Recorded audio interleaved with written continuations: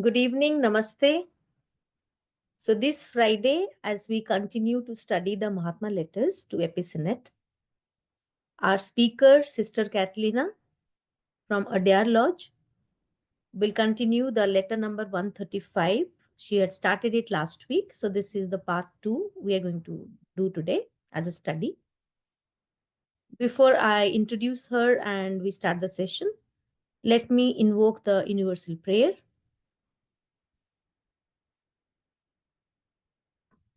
O hidden light, vibrant in every atom. O hidden light, shining in every creature. O hidden love, embracing all in oneness. May each who feels himself as one with thee know he is also one with every other.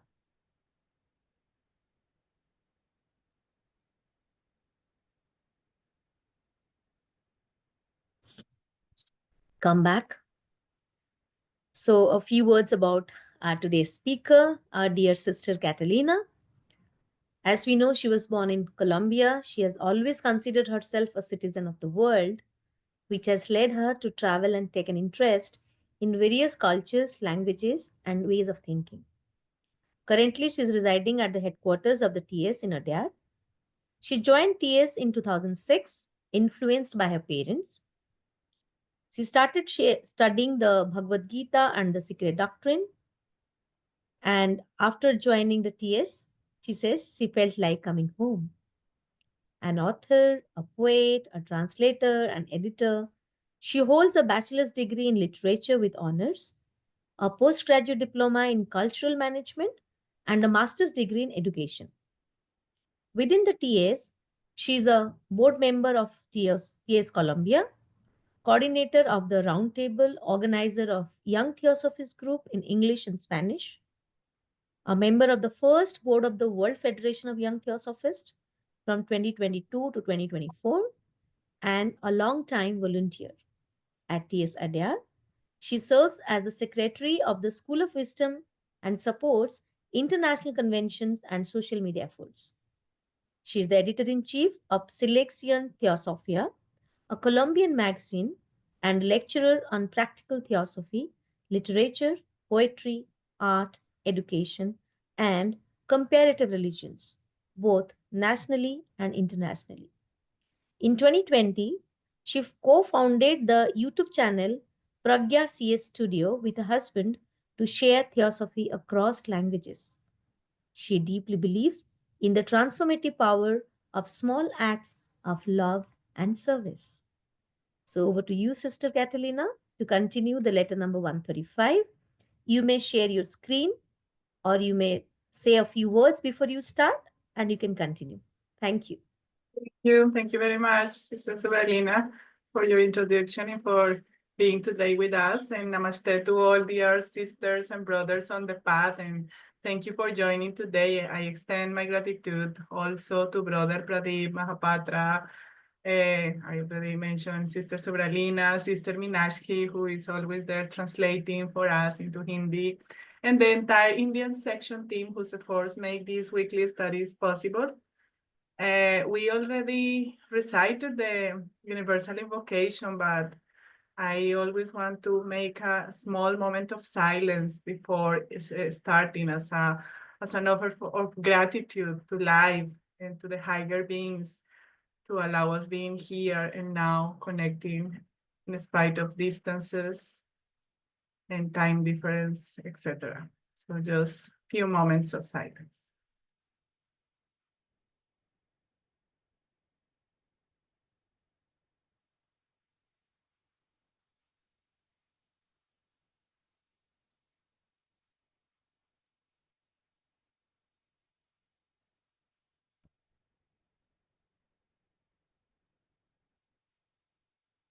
Well, today we are taking the second of three parts of the letter number 135 in the Mahatma letters to AP Sinnet. that corresponds to the 138 in the Baker numbering. And last session, we did the first part of the letter, and quickly I'll give just a brief of the last session. We said that the letter was written before leaving India by HPV to a Sinnet, anticipating accusations of fraud and fearing the damage to her master's reputations. And her letter reflects in her concerns over impending fraud accusation and their impact also on the society as a whole. She addresses Hudson's biased investigation, some circumstances of betrayal and mistrust within the Theosophical Society itself by the members of the Theosophical Society, and the challenges of occult perception where misunderstanding breeds skepticism. The flawed Hudson report, later rebunked by researchers like Harrison and Ginarajadasa, there was in the 20th century people who really put their forth to prove that the Hudson report was not accurate. That was something that really was important, but also all these report, the Hudson report at the time of Blavatsky, it was fueled by colonial and missionary opposition because Theosophical Society was really encouraging Indian population to follow their own religions and not to be imposed the Christianity.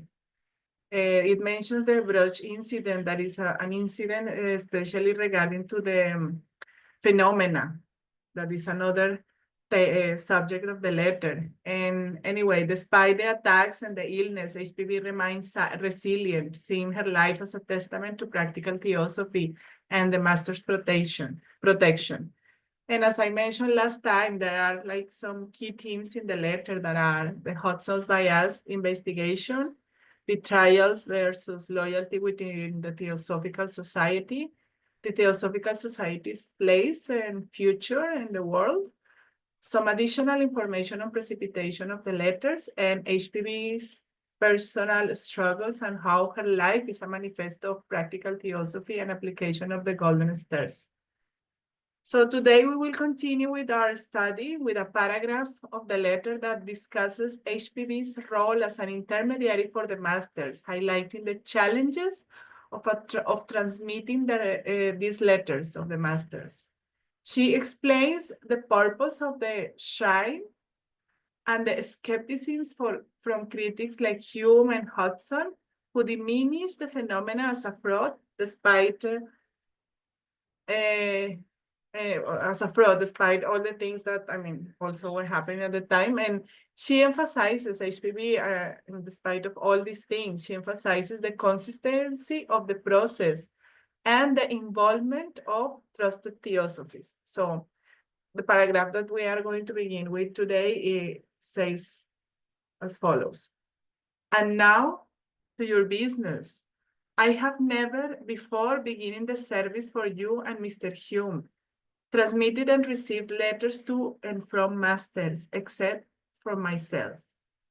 If you had any idea of the difficulties or the modus operandi, you will not have consented to be in my place. And yet, I never refused. So yeah, she is already stating how delicate was the process, but she always with her courageous endurance, she accepted because she obeys, as we saw last time. She never refused any direction of the masters. And she continues. The shrine was thought of to facilitate transmission, as now dozens and hundreds come to pray and beg to put their letters inside. As you know, and is proved to all except Mr. Hudson, who finds contradictions, all received answers without me leaving the room and often in different languages. It is this that, unable to account for, Mr. Hume calls a wholesale collective fraud, since the masters in his idea do not exist and that they have never written one single of the letters ever received. Then the logical conclusion is that it is the whole staff, everyone in the headquarters, Damodar, Bobayi, Subarao, all, all who helped me to write the letters and pass them through the hall. Even Hudson finds the idea preposterous. Clearly, she has a lot of irony in these statements, and she's expressing how does Hume dare to question this. I mean, the entire people of the Theosophical Society as helpers to this falsification of the letters. But she never refused, as we said, again, honoring the obey maxim that she stay at the beginning of the letter. And this shrine room that she refers to is the one that is located here at the Theosophical Society headquarters in Adyar, where the Mahatma letters were reportedly received through occult means. And this shrine became controversial during all this time, and also during the Coulomb affair, because Emma and Alexis Coulomb, the two people who highly contributed to make all this misunderstanding and false accusation, they false accused HPB of trickery. And while she was away, Alexis, he altered the cabinet where she had deposited the Mahatma letters, fabricating evidence to discredit her. Supported by Christian missionaries, as I told you in the last session, the missionaries didn't like the Theosophical Society or Blavatsky at all.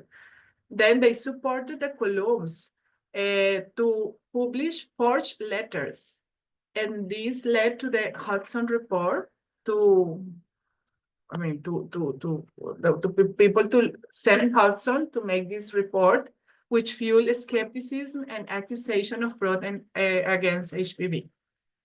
So in the letter, HPV laments the growing skepticism surrounding her and the masters, linking Hume's fraud accusation to the doubts on her integrity, and also related to the Arthur Gerber case. Arthur Gerber is another person that was initially, his family entirely was a supporter of Blavatsky, but he especially begins to doubt a little bit after Hume's and all this Hudson situation happens. But nonetheless, she argues that rejecting the master will mean believing that the entire theosophical staff was engaged in deception, which is an absurd notion that even Hudson found implausible.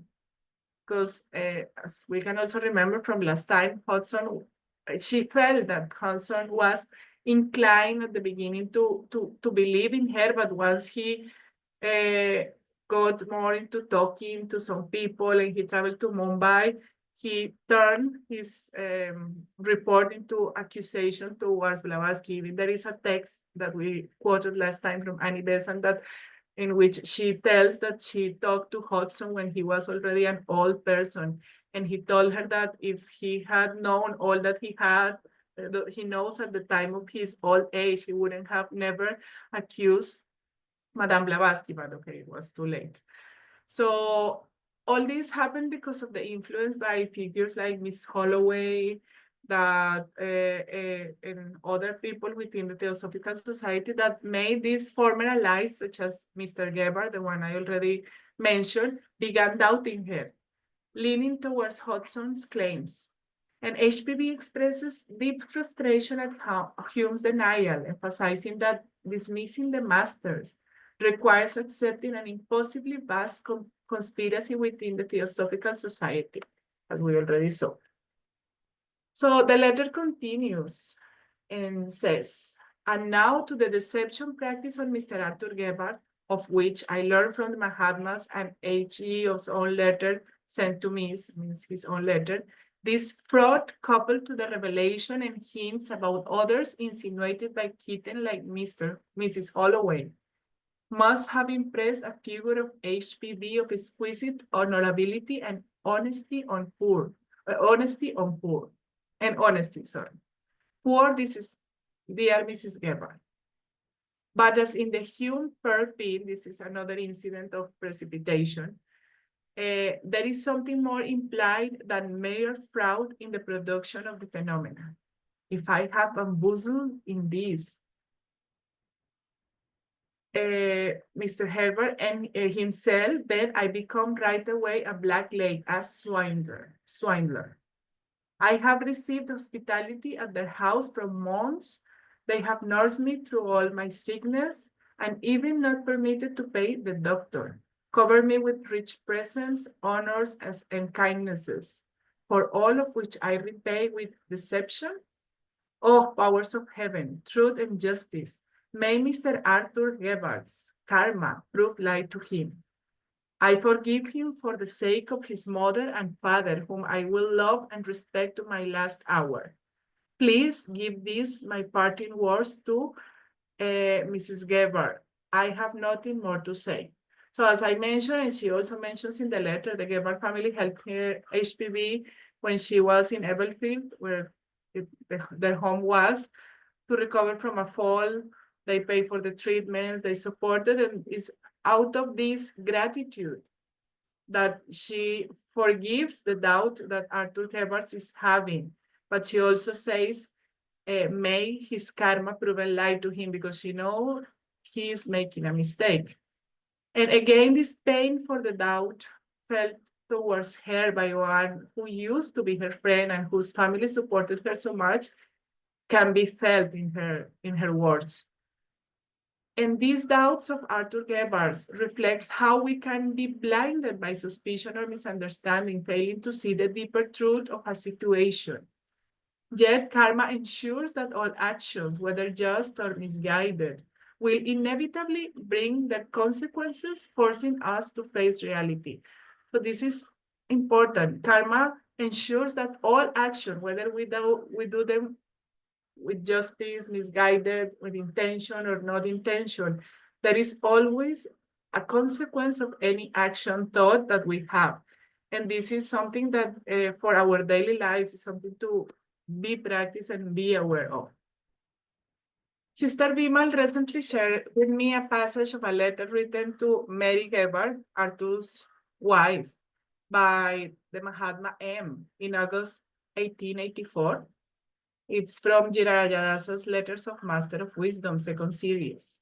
And in that letter that Sister Bimal shared with me, Master M also refers and reflects on karma, on the consequences that personal actions have on our lives. And he says as follows: we are drawn, lady, into the vortex of the destiny, prepared previously by ourselves for ourselves. Prepared previously by ourselves for ourselves. So we are completely accountable for our own actions and our own destiny. You know, begin to realize this. What shall you do? You cannot successfully resist fate.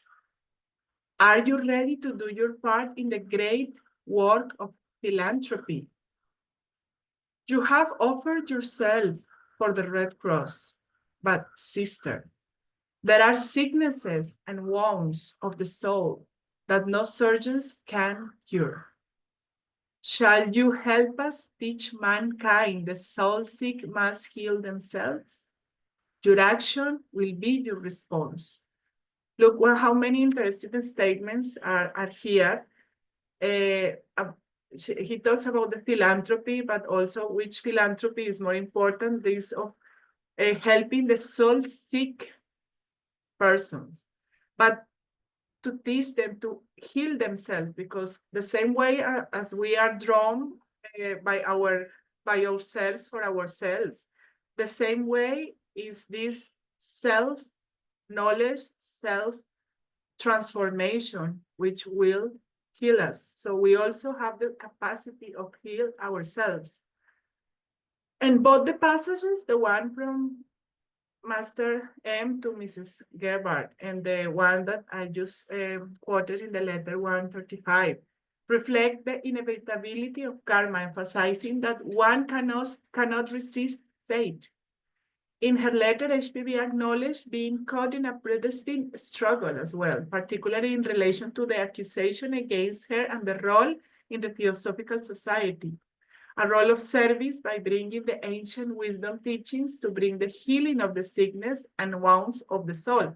So her, I mean, if we make a parallel with this, help us teach mankind the soul sick must heal themselves. Blavatsky really assumed that role when she brought all this ancient wisdom to our, or to those days and to our days, because it's still, we are still having the possibility of drink and study from that wisdom.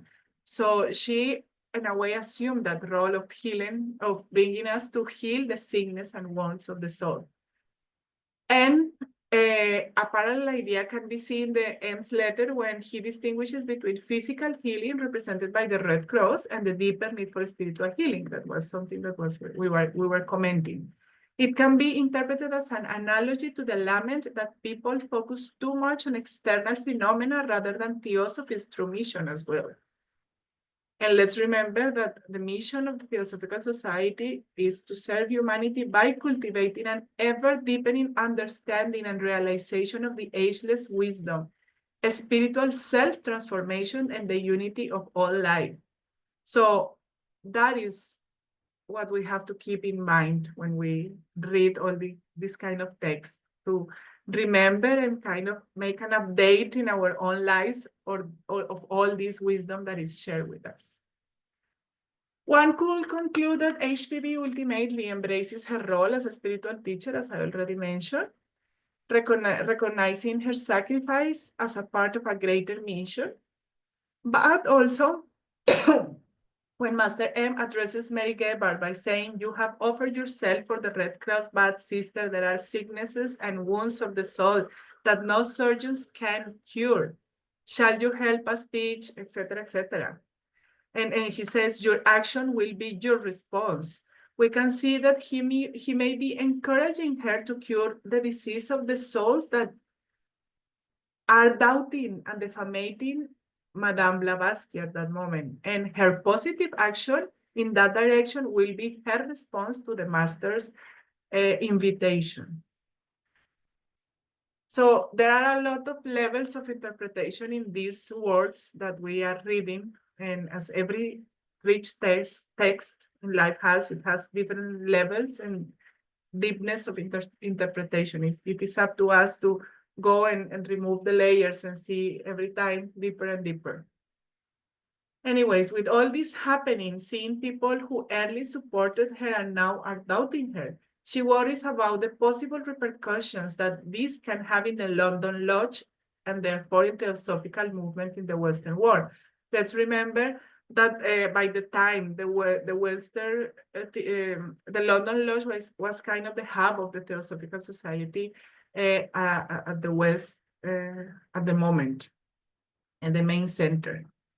And these passages from different parts of the letter reflect that. So now I'm not quoting exactly in the order of the letter, but I extracted different passages that refer to the same worry that she is expressing regarding this question of the survival of the Theosophical Society in the West.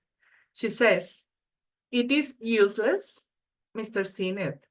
The Theosophical Society shall live here in India forever. It seems doomed in Europe because I am doomed. It hangs on your esoteric Buddhism and the occult world." Those are two books published by Sinnet. And now, what is the use in writing to disabuse Mr. Arthur Gebhardt's mind?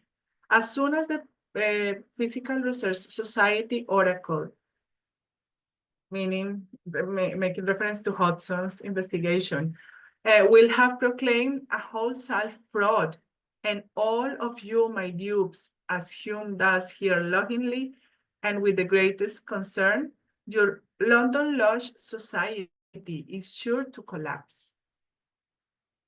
She fears this collapse under relentless skepticism. She writes that while the Theosophical Society will live in India, it seems doomed in Europe because she is doomed as well, since she has so far served as the link between the Mahatmas and the Europeans. And she adds, "So far, I am the only link between the Europeans and the Mahatmas. The Hindus do not care. Dozens of them are chelas, hundreds now of them. There is a mistake in typing. But as in the case of Subarrao, they will soon die than speak of their masters. This is very important. We will go in detail later. Hume could get nothing from Subarrao. So everyone knows what he is.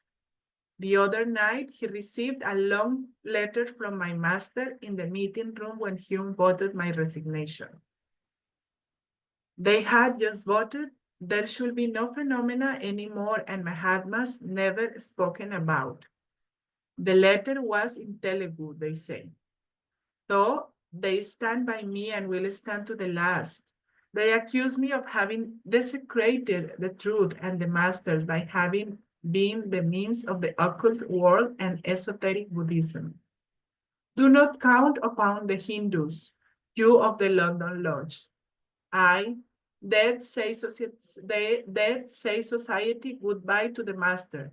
Say even no, all perhaps with one exception, for I have pledged my word to my Hindu brothers, the occultists, never to mention except among ourselves their names, and that I will keep it. Last time we also saw when how Hume proposed that all should resign, but of course they didn't accept. But what was agreed was that anymore will anyone will be speaking about the masters, etc. So that is kind of what she's reinforcing here in this part of the letter.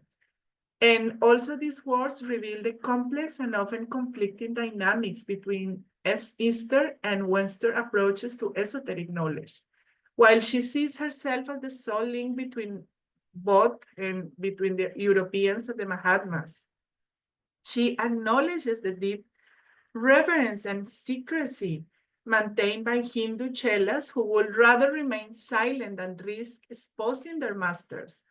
And her frustration is evident. Western skepticism leads to rejection, while Eastern devotion demands discretion, leaving her caught in between.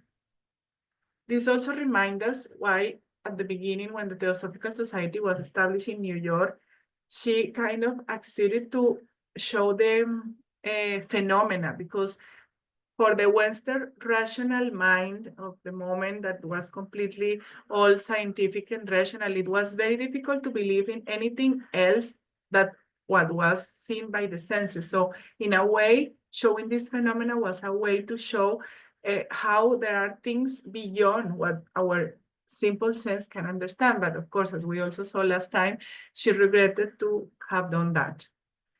So this passage also underscores the tension between preserving esoteric truths and making them accessible. That is a struggle that defines much of her mission through all her life. This also reminds us what we commented in the previous session on why, after asking to some Indian members, Hudson got more confused and biased because they were not going to reveal anything. They were going to keep the secrecy because they respected the pledge of silence. Many Indian theosophies see occult truths as beyond such inquiry. They deliberately misled Hudson, while others, as Joy Mills reminds us, like Subarrao, refused to cooperate. But it was not. It was due to their secrecies and the vow of silence. Even loyal members like Kandalavala distrusted Hudson methods, also viewing him as an inexperienced and culturally ignorant. So faced with all these conflicting testimonies and lacking of scientific expertise, Hudson concluded that HPV had orchestrated a hoax. And this outcome was shaped not just by bias, but by misunderstandings and HPV's own challenges in defending herself, or in other words, due to her courageous endurance of personal injustice. She continues on respect to the link between her and the London Lodge towards the end of the letter as follows. She says, and if Mahatmas are myths, I, the author of all those letters, she's being ironical, a proclaimed fraud and awards by the peer as, how can the London Lodge lead? However, as we know, Theosophical Society did live in Europe and continues to be strong and vital in many European countries. But that was the feeling, because the situation was such that this feeling was inevitable for her to be felt. Later in the letter, she continues, "Can even you, the true and faithful, stand this storm? Happy Damodar. He went to the land of bliss, to Tibet, and must now be far away in the regions of our masters. No one will ever see him now, I expect." So this specific part of the letter reflects on Damodar's fate, his apparent withdrawal to join the master, symbolizing the renunciatory path that she could not take. A devoted disciple, Damodar's disappearance in 1885 became a point of division between the Theosophical Society itself. Theosophists saw it as a proof of the master's reality, while skeptics believed he perished in the Himalayas. But anyway, for HPV, in the way that she's expressing that, oh, land of bliss, that lucky him, etc., it seems like he represents a path she could not take. The withdrawal into spiritual refugee, the path of the monk. She embodied the bodhisattva ideal, sacrificing personal peace to share esoteric wisdom and defend theosophy, to cure the soul's disease, as Master M was referring to in his letter.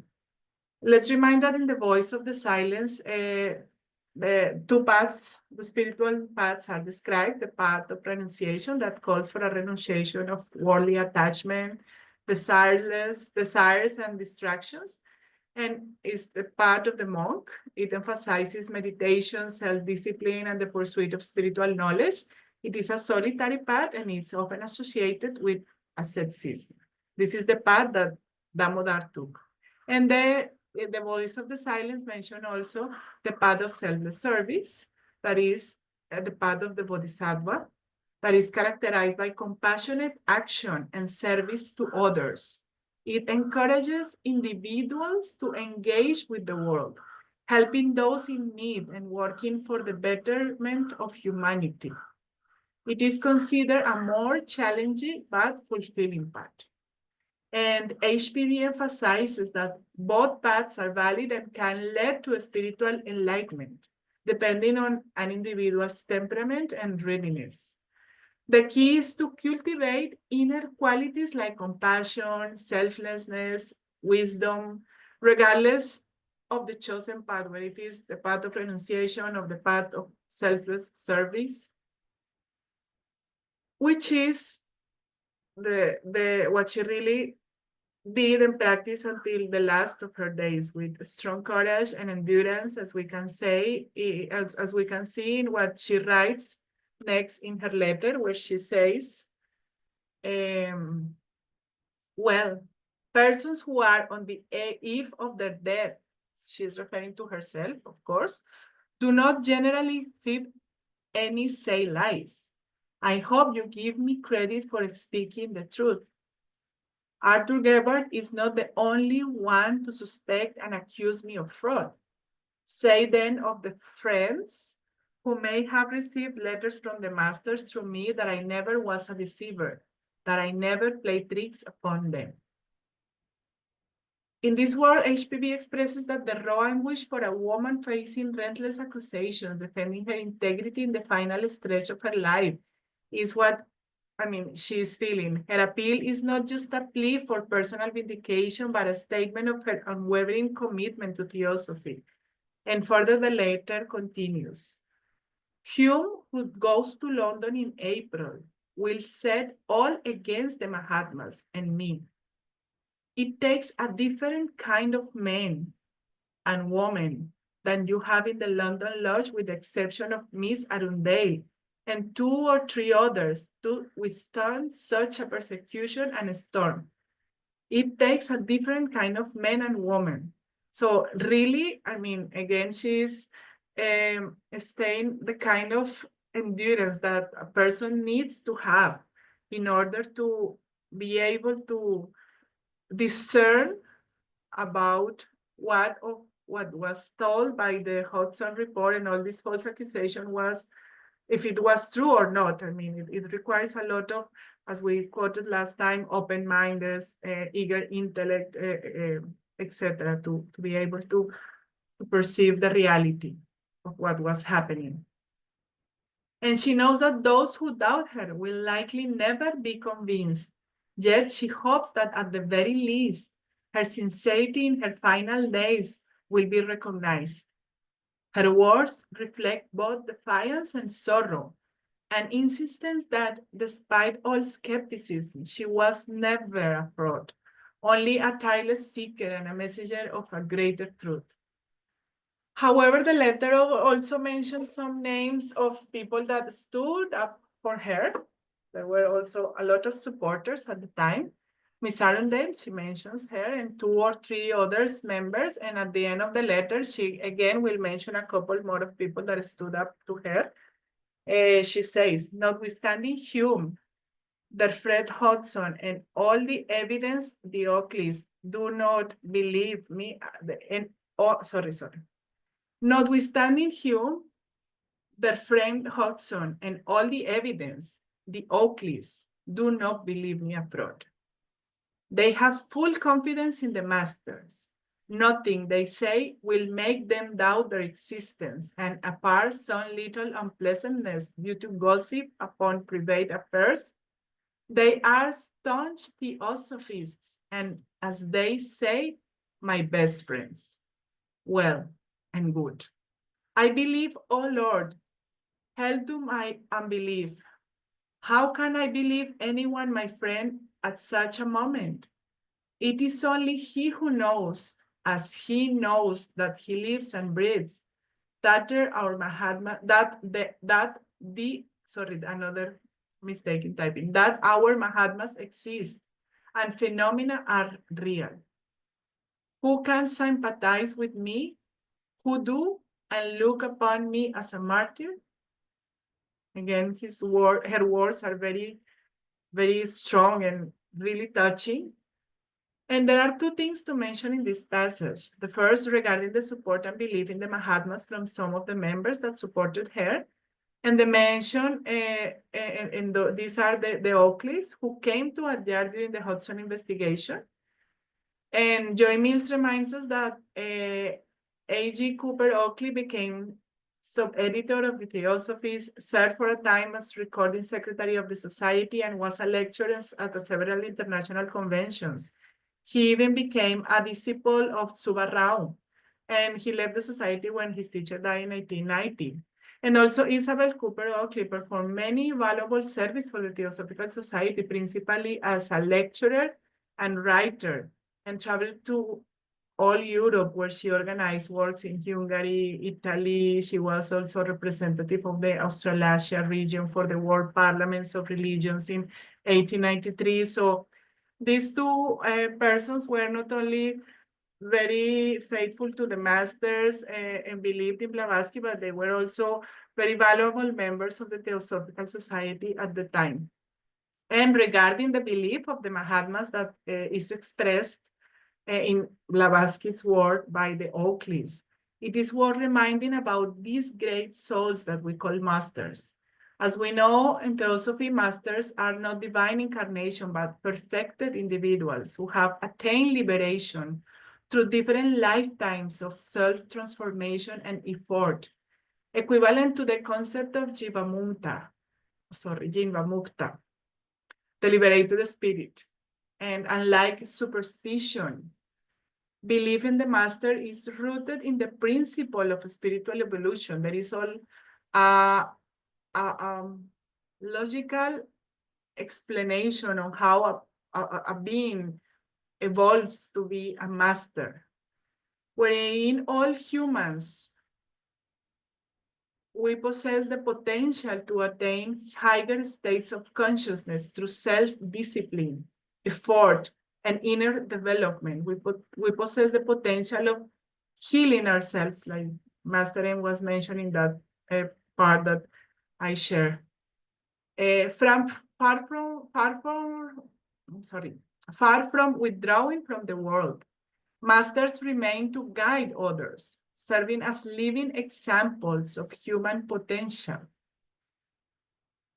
There is a book by Annie, it's more like a pamphlet that I also mentioned last time by Annie Besant called What is Belief in Master Superstition or Harmful?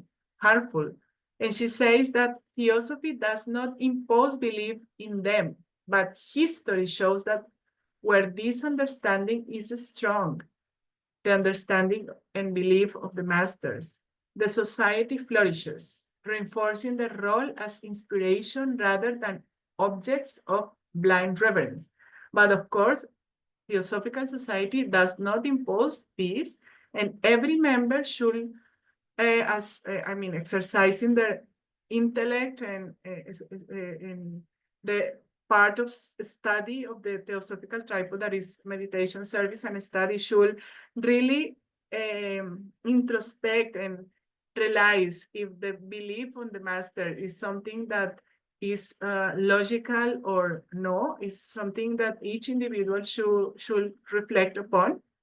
But however, she mentions that wherever this belief is there, the society flourishes.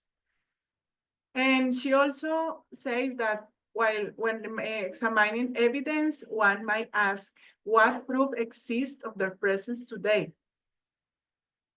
And she says that there is more evidence supporting the existence of the master associated with the Theosophical Society than for many historical religious figures such as Jesus, Zoroaster, and other figures that existed and were heads of religions. So past spiritual teachers lived centuries ago, leaving only second-hand testimonies, whereas accounts of the masters come from individuals who have either recently passed away or are still living. Especially at the time, a lot of people used to have encounters and contact and receive letters from the masters. Even Annie Besant herself mentions herself as one of them. And that, according to her, makes their testimonies available for examination, differently from those old figures, historical figures, that really there is no specific proof of that. And she says that this ongoing presence invites inquiry rather than mere belief, allowing seekers to explore and evaluate the reality of the masters through their own experiences and studies.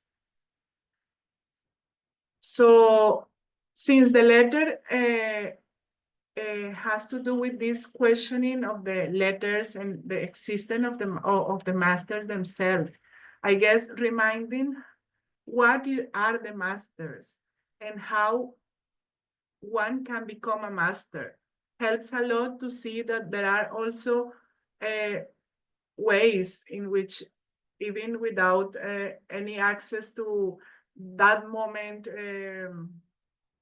happenings or that moment's information, we can also have an insight. And as we already mentioned last session, in the 20th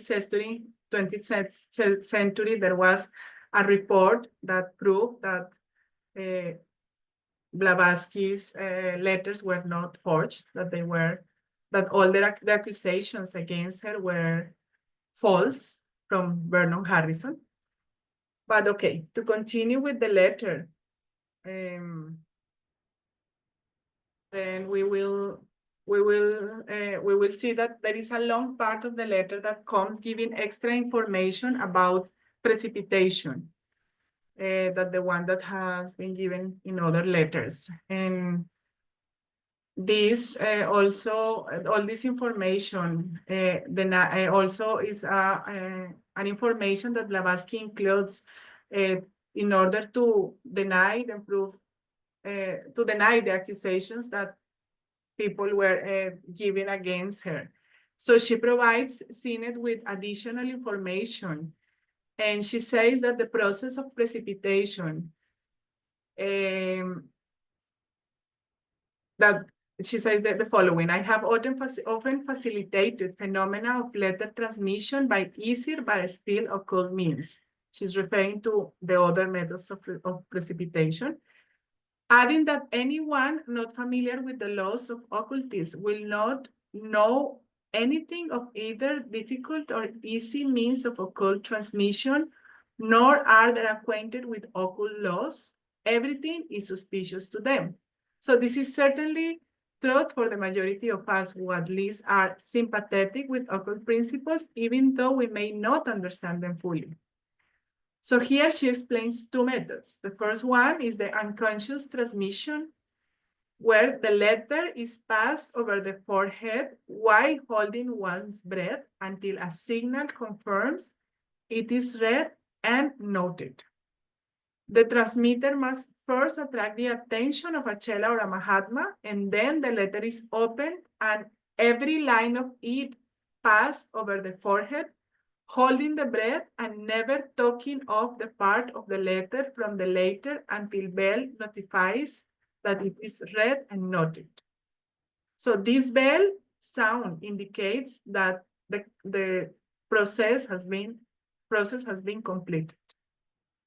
The second method, she calls it conscious transmission, and consists of impressing every sentence of the letter, consciously of course, still mechanically on the brain, and then send it phrase by phrase to the other person on the other end of the line. The letter must be burned using a special virgin fire to make the ashes vanish, ensuring secrecy and preventing errors in transmissions. Mistakes like forgetting the fire or leaving the letter exposed can lead to suspicions, misunderstanding, and accusations of fraud. Is done for double security for the words transmitted from one brain to another or to the Akasha near the Mahatma or Chela. May some of them be omitted, whole words slip out, etc., and the ashes be not perfectly transmitted. And in this way, one corrects the other. So as we see in both cases, these processes involve very impressive medical processes and as well as an enormous amount of concentrated energy. And the use of the virgin fire in conscious transmission serves both practical and esoteric purposes because it ensures the complete destruction of the physical letter, preventing any chance of interception, misinterpretation, or accusations of fraud.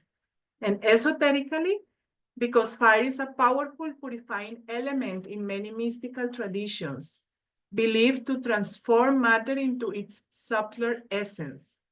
And in this case, as she mentioned, burning the letter eliminates any lingering physical or energetic traces, allowing the message to exist only in the intended recipient's mind or the Akashic record. The process acts as safeguard.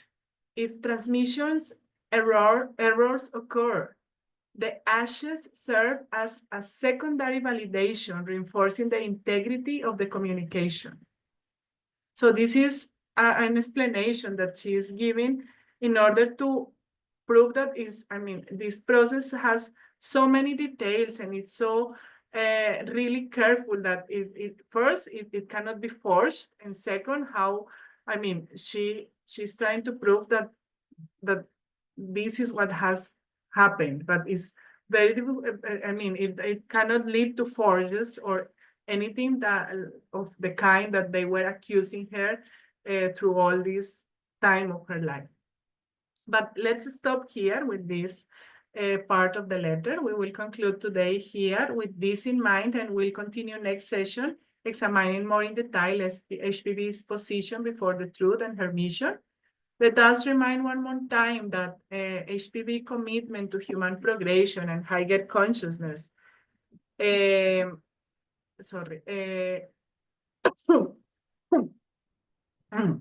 HPV commitment to human progression and higher consciousness is something that we have to take as an inspiration and offers valuable insight into the existence of the masters, the possibilities, all the possibilities that she mentions in this letter, echoing Besant's emphasis on seeking guidance from the inner master and following the bodhisattva path. Reading such works like the Mahatma letters and all diary leaves and all these historical documents that offer to us so many insight and possibilities of learning and reflecting. Grounds us in practical theosophy, providing real examples of its living application.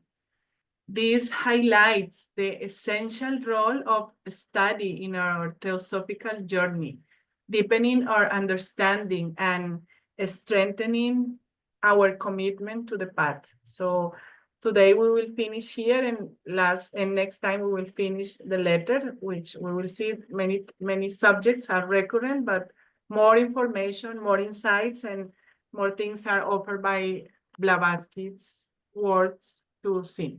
Thank you very much.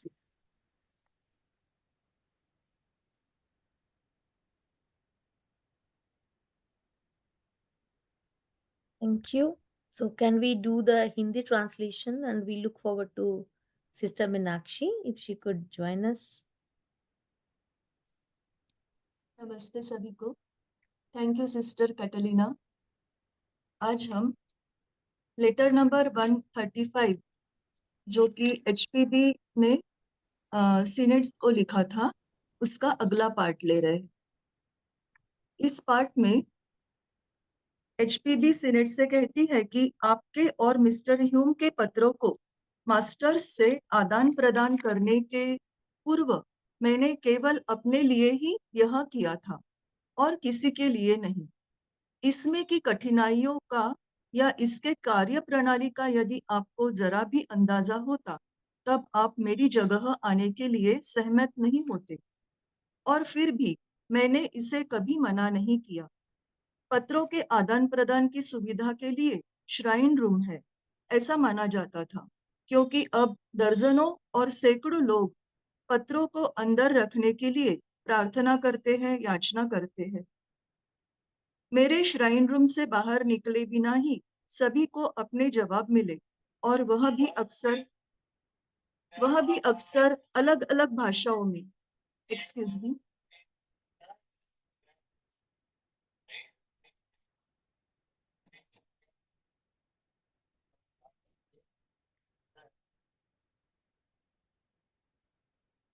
Sorry.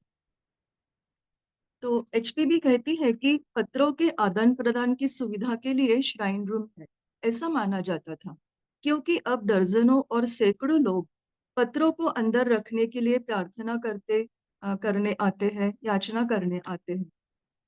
मेरे shrine room से बाहर निकले बिना ही सभी को अपने जवाब मिले, और वह भी अक्सर अलग अलग भाषाओं में। यह सभी के लिए साबित हो चुका है, सिवाय हॉजसन के, जिन्हें इसमें विरोधाभास लगता है। यह वह बात है जिसका उत्तर न दे पाने के कारण मिस्टर ह्यूम इसे सामूहिक रूप से धोखाधड़ी कहते हैं, क्योंकि उनके विचार में मास्टर्स का अस्तित्व ही नहीं है, और प्राप्त पत्रों में से उन्होंने कभी एक भी पत्र लिखा नहीं है।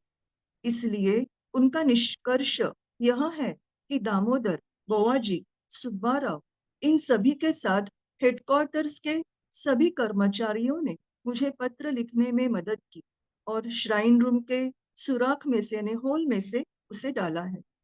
हॉजसन को भी यह विचार बेतुका लगता है। और अब मिस्टर आर्थर गेबार्ड पर किए गए धोखाधड़ी की बात करेंगे, जिसके बारे में मुझे महात्मा और आर्थर गेबार्ड द्वारा मुझे भेजे गए पत्र से पता चला। इस धोखाधड़ी के साथ साथ मिसेस होलोवे द्वारा दूसरों के बारे में किए गए खुलासों ने बेचारी मिसेस गेबार्ड पर एचपीबी की छवि अत्यंत सम्मानीयता और ईमानदारी की अवश्य अंकित हुई होगी। आगे एचपीबी कहती है कि लेकिन ह्यूम के पर्ल पिन मामले की तरह चमत्कारिक घटना में धोखाधड़ी के अलावा कुछ और निहित है। यदि मैंने इसमें मैडम गेबार्ड और उन्हें धोखा दिया है, छल किया है, तब मैं एक ठग, एक विश्वासघाती बनूंगी। मुझे उनके घर पर, यानी मिसेस गेबार्ड के घर पर मेहमान नवाजी मिली। मेरी बीमारी के दौरान उन्होंने मेरी देखभाल की है, और मुझे डॉक्टर का बिल भी भरने नहीं दिया। मुझे भरपूर उपहार दिए, सम्मान दिया, जिसका भुगतान मैं धोखाधड़ी से करूं? हे सत्य और न्याय के देवताओं, मिस्टर आर्थर गेबार्ड के कर्म उन्हें प्रकाशित करे। मैं उन्हें उनकी माँ और पिता की खातिर माफ करती हूँ, जिन्हें मैं अपने अंतिम समय तक आदर करूंगी, स्नेह करूंगी। मैडम गेबार्ड से मेरे यह आखिरी शब्द कहे। मेरे पास कहने के लिए और कुछ नहीं है, ऐसा मैडम ब्लेवेट्स्की सिनेट से कहती है। आगे वे कहती है कि यह व्यर्थ है मिस्टर सिनेट, लगता है कि यूरोप में थियोसॉफिकल सोसाइटी के बुरे दिन आए हैं, क्योंकि मेरे बुरे दिन आए हैं। भारत में थियोसॉफिकल सोसाइटी हमेशा के लिए रहेगी। यूरोप में यह केवल आपके एसोटेरिक बुद्धिज्म और द ऑकल्ट वर्ल्ड पर टिकी है। और यदि महात्मा काल्पनिक है और PRS यानी सोसाइटी फॉर साइकिक रिसर्च के मुताबिक मैं उन पत्रों की लेखिका हूँ, एक घोषित पाखंडी और उससे भी बदतर हूँ, तब लंदन लॉज कैसे शुरू रह सकता है? आगे वे कहती है कि मैं यूरोपीय सदस्य और महात्माओं के बीच की एकमात्र कड़ी हूँ। हिंदुओं को इसकी परवाह नहीं है। उनमें से दर्जनों हिंदू सदस्य चेला है। सैकड़ों हिंदू महात्माओं को जानते हैं, लेकिन सुब्बाराव के जैसे वे भी अपने गुरुओं के बारे में बात करने के बजाय मरना पसंद करेंगे। सुब्बाराव के बारे में हर कोई जानता है कि वे क्या है। ह्यूम को उनसे कुछ हासिल नहीं हुआ। उस रात उन्हें मीटिंग रूम में मेरे मास्टर से एक लंबा पत्र मिला जब ह्यूम ने मेरे इस्तीफे के लिए वोट किया था। उन्होंने यानी हिंदुओं ने वोट किया कि अब से कोई फिनोमिना यानी चमत्कारिक घटना नहीं होनी चाहिए और महात्माओं के बारे में कभी बात नहीं करनी चाहिए। वे कहते हैं कि पत्र यानी जो मास्टर से प्राप्त पत्र था वह तेलुगु में लिखित था। हालांकि वे मेरे साथ हैं और अंत तक साथ रहेंगे, सहयोग करेंगे। वे मुझ पर आरोप लगाते हैं कि मैंने ऑकल्ट वर्ल्ड और एसोटेरिक बुद्धिज्म जैसी पुस्तकों का माध्यम बनकर सत्य और मास्टर्स का अनादर किया है। लंदन लॉज वाले आप हिंदुओं से उम्मीद न रखें। मेरी मृत्यु के उपरांत सोसाइटी मास्टर्स को अलविदा करेगी। एक अपवाद को छोड़कर अब भी कहती हूँ, क्योंकि मैंने अपने हिंदू भाइयों और साधकों से यह वादा किया है कि मैं कभी भी सिवाय हम लोगों के बीच उनका यानी महात्माओं का जिक्र नहीं करूंगी और मैं इस पर कायम रहूंगी। जैसे ही PRS के मिस्टर हॉडसन मुझे पूरी तरह से धोखेबाज घोषित कर देंगे और आप सभी को मेरे झांसे में आने वाले कहेंगे, तब आपकी लंदन लॉज सोसाइटी का अंत निश्चित है। क्या आप जो सच्चे और निष्ठावान हो इस तूफान का सामना कर सकते हो? भाग्यशाली दामोदर, वह परमानंद भूमि तिब्बत में गए हैं और अब हमारे मास्टर्स के सुदूर क्षेत्र में होंगे। मुझे लगता है कि अब कोई भी उन्हें कभी देख नहीं पाएंगे।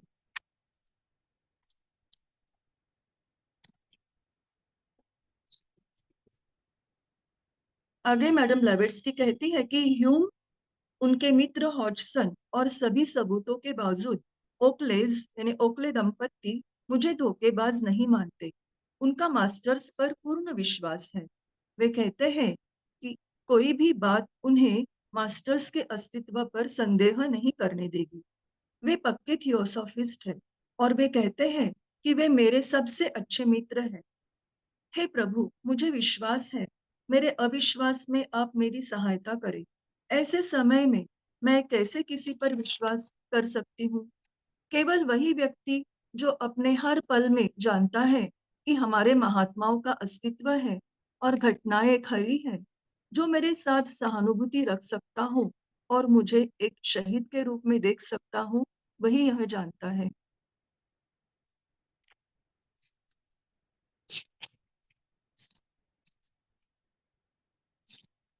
आगे मैडम लेवेट्स्की कहती है कि जो लोग अपनी मृत्यु के समीप है वे आमतौर पर झूठ नहीं बोलेंगे, गप नहीं मारेंगे। मुझे उम्मीद है कि आप मुझे सच बोलने का श्रेय देंगे। केवल आर्थर गेबार्ड की ही ऐसे एकमात्र नहीं है जिन्होंने मुझ पर संदेह किया है और आरोप लगाया है। तब फिर जिन्होंने मेरे माध्यम से मास्टर से पत्र प्राप्त किए होंगे, उन मित्रों से कहो कि मैं कभी धोखेबाज नहीं थी, कि मैंने कभी उनके साथ छल नहीं किया।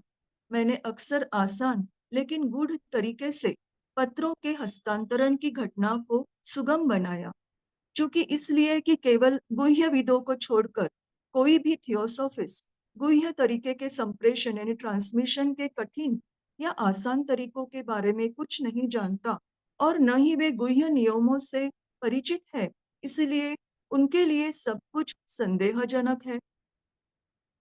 आगे एचपीबी पत्रों के हस्तांतरण के दो प्रकार बताती है।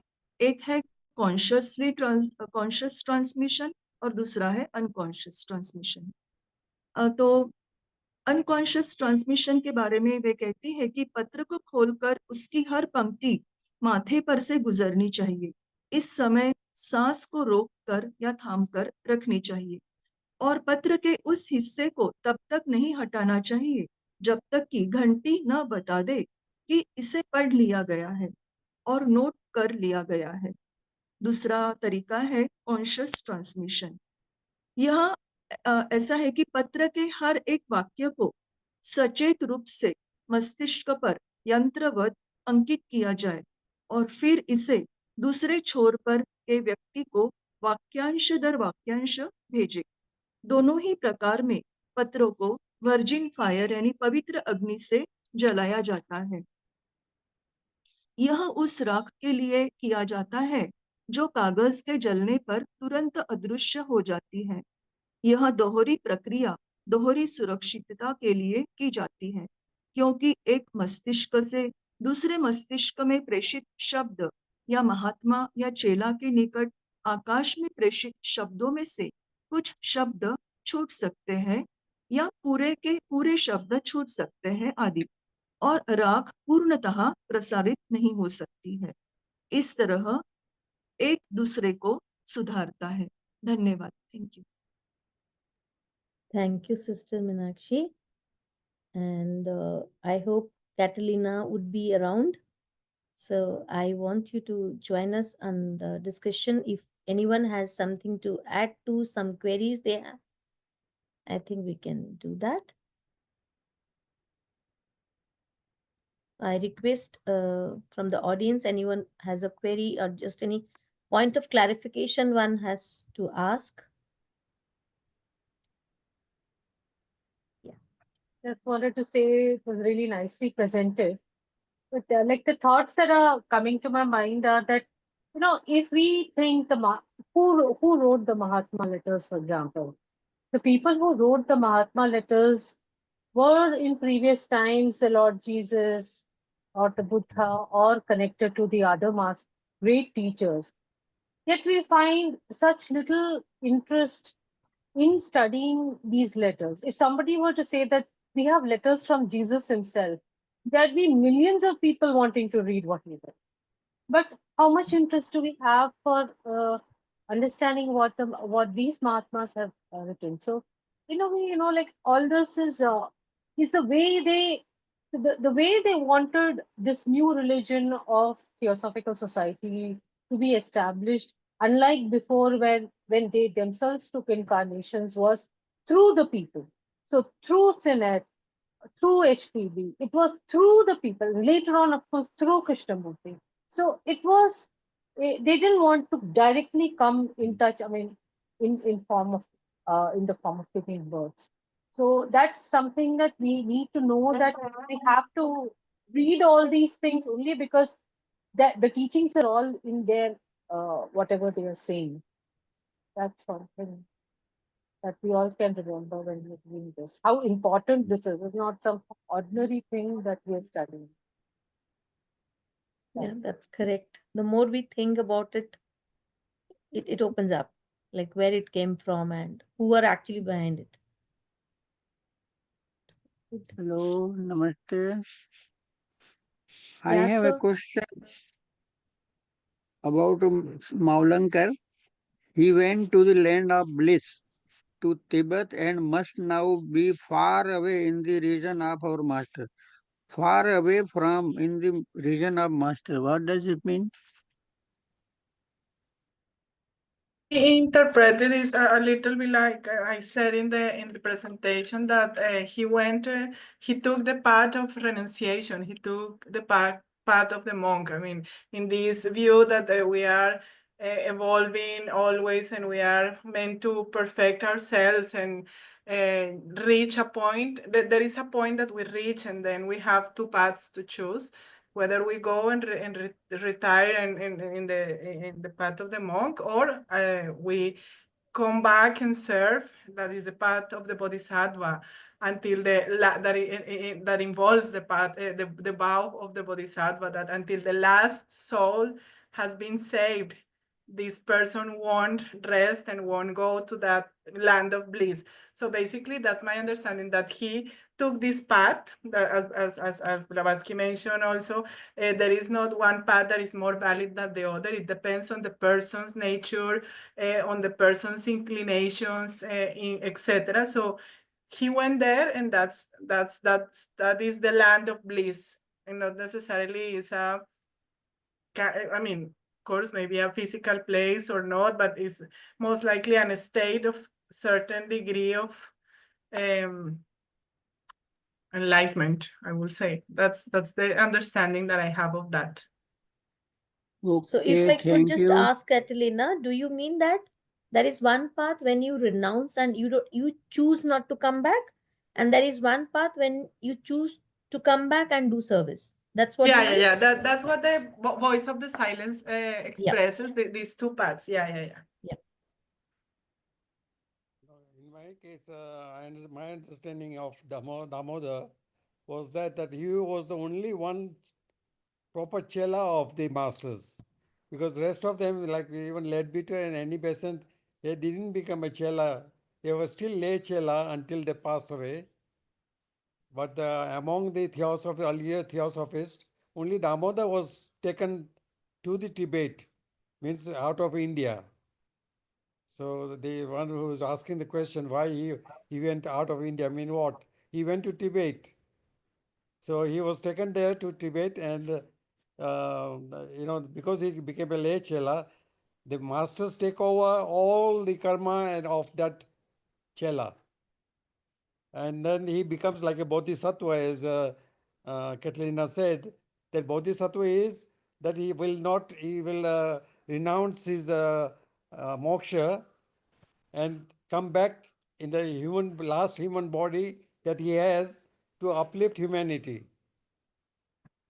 So this is our work. I mean, 90% of our TS members, they still believe in Ram, which is for 12,000 years ago, and they believe in Krishna, which is 5,000 years ago. But 140 years ago, what's happened? They don't believe. They don't believe even the existence of the masters. I came to India recently, and I found out from so many people that how can we prove there is the existence of masters? So when people are still praying, they say, I'm Hindu. We are not supposed to say that I'm Hindu. Once you have become a theosophical member, if you understand properly, if you read books, you cannot say that I'm an Indian, I'm a Russian, I'm a British, I'm American. You don't say I'm Christian, I'm Muslim, I'm Hindu.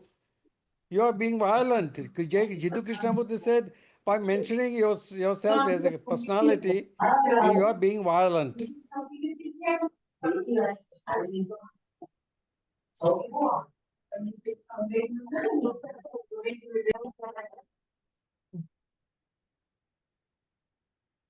Yeah, you're correct, sir. So that is probably to start with that attitude in our words and thoughts and actions. Probably that is where we want to start again, or maybe that, because that belief system, to come out of that and embrace something neutral, it takes time. I mean, again, as Sister Catalina was saying, it depends on the person's temperament, and evolution happens accordingly. Anyone would And like to add also want to something? correct I also want to correct that Theosophical Society is not a religion. It's a Sanatan Dharma. Sanskrit translation of Sanatan Dharma is Theosophical Society. Right. That must be understood very clearly. Anyone would like to add to Otherwise, something? otherwise Yes. religion will have rituals and ceremonies. We don't have rituals and ceremonies. We don't pray to masters. Masters, help me here, get my child, pass his Mhm. exams. We don't do that sort of things like we do in Hinduism. Right, sir. Hello सुब्रीलीना ji, hello. Yeah, tell me. आप हिंदी में थोड़ा सा सरल भाषा में बताइए precipitation का। लेटर्स के प्रेसिपिटेशन की बात आप कर रहे हैं? जी मैडम। तो अभी आप जब मीनाक्षी जी समझा रही थी, आप थे वहां पे? हेलो, मैं आपको देख नहीं पा रही हूँ। बेसिकली जो लेटर्स की बात हो रही है, शायद anyone who is good in Hindi can probably help me here, but मुझे जितना समझ में आया, मैं हिंदी में ट्राई करती हूँ बोलने के लिए। दो तरीके से ये हो सकता है। एक तो मैं इसको किस किस तरह से समझाऊं, जैसे एक एक उस लेटर के एक एक शब्द या उस शब्द को जब तक हम पढ़ें, ऑब्जॉर्व करें और उसके गहराई को समझें, और हमें लगेगा कि, और हमें ये कंप्लीट हो गया साइकिल की, हमने उस लेटर को देखा, पढ़ा, समझा और वो मैसेज हमें क्लियरली ऑब्जॉर्व हो गया, तो वो एक मोड ऑफ ट्रांसमिशन हो जाएगा। In the sense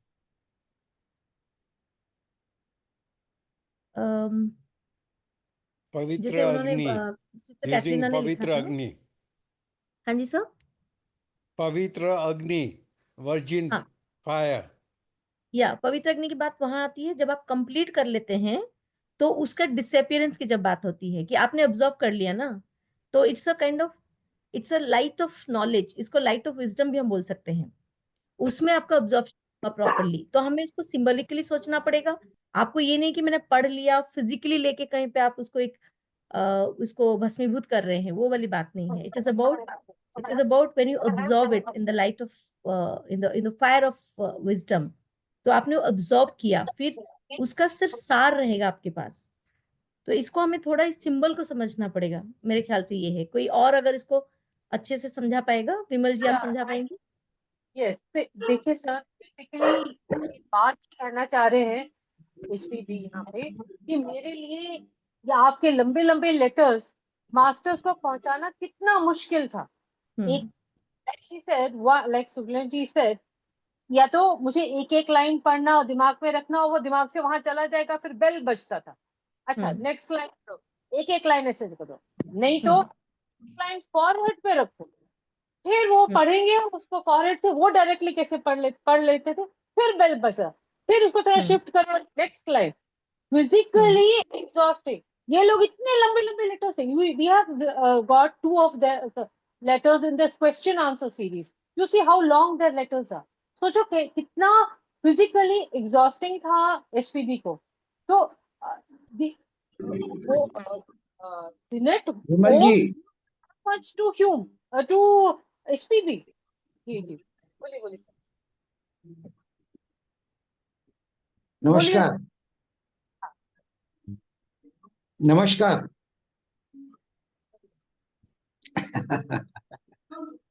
Sagar Madhya Pradesh.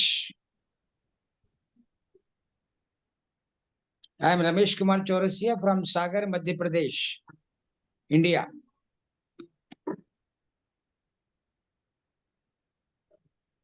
Yes, कुछ कहना चाहते हैं सर? नहीं, कुछ नहीं, बस हमें आपके दर्शन।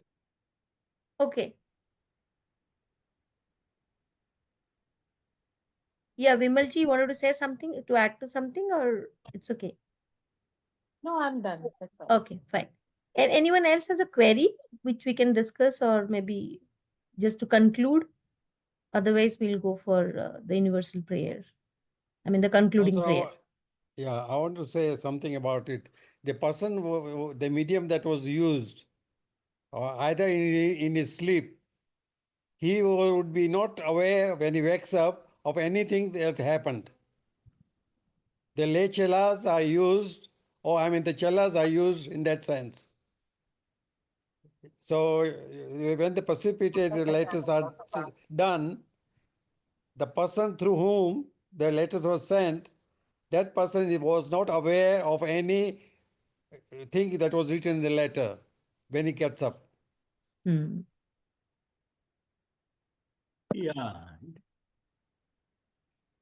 I guess Professor Shinde is yeah. speaking. Catalina, thanks for the explanation. And actually, all these things happened in the shrine room at Adyar. That time, shrine room was just behind where HPB was sitting. And now the new shrine room is there. It is true, they are precipitated and brought, and therefore people are taking doubt. See, both Subbarao and HPB were the disciples of one master, same master. The HPV was having full trust in the masters of the wisdom, and she is having courage to say to the world that there are such perfected beings.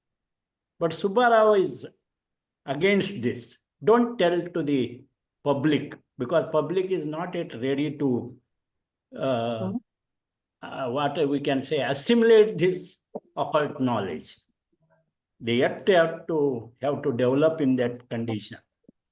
So whatever you have explained and whatever Meenakshi has translated in Hindi, it is very, very clear. And what we must learn is learn to listen to ourselves. If we connect with ourselves to our inner being, we are in the middle, spirit and matter. So for seeing the spirit, we should develop the spiritual eye. So not the fleshy eye, but spiritual eye needs to be there. So listen to yourself, connect with inner teacher, and open up to all the signs that come in your way. Of course, the masters are sending even now letters or hints in different forms. If your inner teacher tells you that you need time for yourself, then wait, listen it. If your soul tells you that you no longer vibrate with some people, then you used to share with, be calm down, is part of your evolution. This is what we must take lessons from these letters. The letters are definitely written, they are true, and we have kept in archives. We know the turban also they kept. One of the master visited to H.S. Alcott, and because of his doubt, he gave this tangible proof, turban, which is preserved here. But it is the human mind still doubts, and doubts won't take to the truth. So better now in this Kali Yuga, and especially the what we have developed now, the humanity, what developed to the human brain, what is developed now, is to really have faith in yourself, in your own inner self, and see how many hints are coming to you. And that is what I think the master letters are pointing towards this. It is good to go through this master's letter, and Catalina has explained very nicely with nice presentation. And Meenakshi is also, I liked it very much. Thank you very much for giving us this enlightenment, actually. Thank you. Oh, your comment is very, very inspiring and insightful and beautiful, Professor Shinde, and reminds us to always listen to the voice of ourselves, because that is the inner master, is the master within us. Thank you very much for that beautiful and inspiring insight. It really touches, and that's what we should have in mind all the time. And that's why these kind of texts are there to trigger that kind of insights in us. And thank you very much. Thank you, sir. Thank you for sharing your ideas and views, and the very suggestion that we should be keeping ourselves open to listen to. Thank you so much for that. Thank So you. while we studied this letter, like the key three takeaways which I just noted, I would like to probably remind all of us here. Like as we have already said our prayers many times about readiness of receiving advice and instructions, and courageously enduring a personal injustice, and the very two paths Sister Catalina presented before us, whether it's renunciation or selfless service, the key is to cultivate inner qualities, and that is the main takeaway. So it is not about the path or what we choose as per our temperament, as per a choice. The key is we should develop, and that's what Professor Shinde was also saying us. So with this, I think let us take away from this session and look forward to the next session to learn something more, listen more, learn more, practice more. We would be ending with our closing prayer and thanking all of you having joined us. So I'll just chant the ending prayer and we'll close the session if I'm allowed to do that now. Okay. सर्वे भवन्तु सुखिनः सर्वे सन्तु निरामया सर्वे भद्राणि पश्यन्तु मा कश्चित् दुःखभाग् भवेत्। ॐ शान्ति शान्ति शान्तिः।